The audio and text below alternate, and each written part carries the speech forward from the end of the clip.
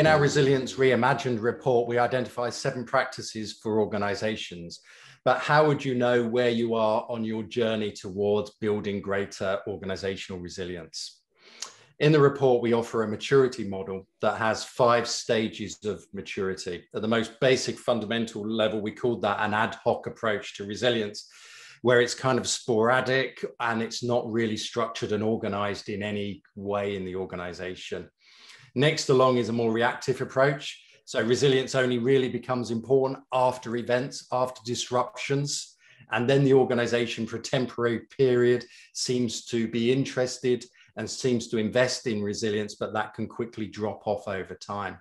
The next level up is a more prescriptive approach, where it's very much about having the right systems and processes in place for resilience, but it's not really lived within the organization. It's not really embedded into the culture and the way that people work. Next up is the adaptive approach, where resilience is something that really is embedded into the organization. And it's not only the more prescriptive compliance-based approach, which is striving for consistency, but it's also this building adaptive capability, flexibility into the organization, and the organization adapts to emerging events of all different types.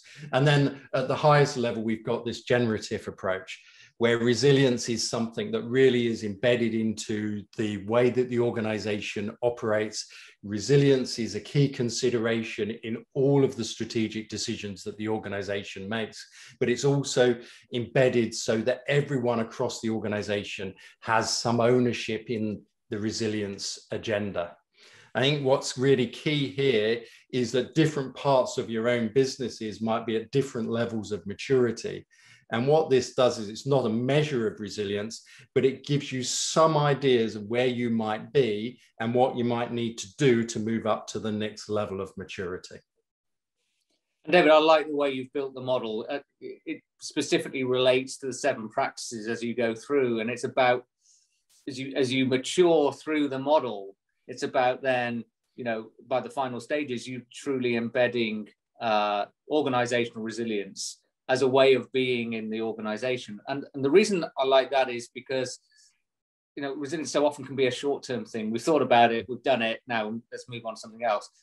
This means it's living, breathing, and it's sustainable for the long term if you embed it and follow your maturity model through. It also means that you're looking at resilience not purely as a defensive, but also, as we've talked about, progressive. So you're looking to the future, not just about failure, but future opportunities. So it brings that into play as well. So I think it's a really useful way of measuring your maturity. Where are you today? And measuring your journey way through, with that long-term sustainability really being the goal for resilience for the organization.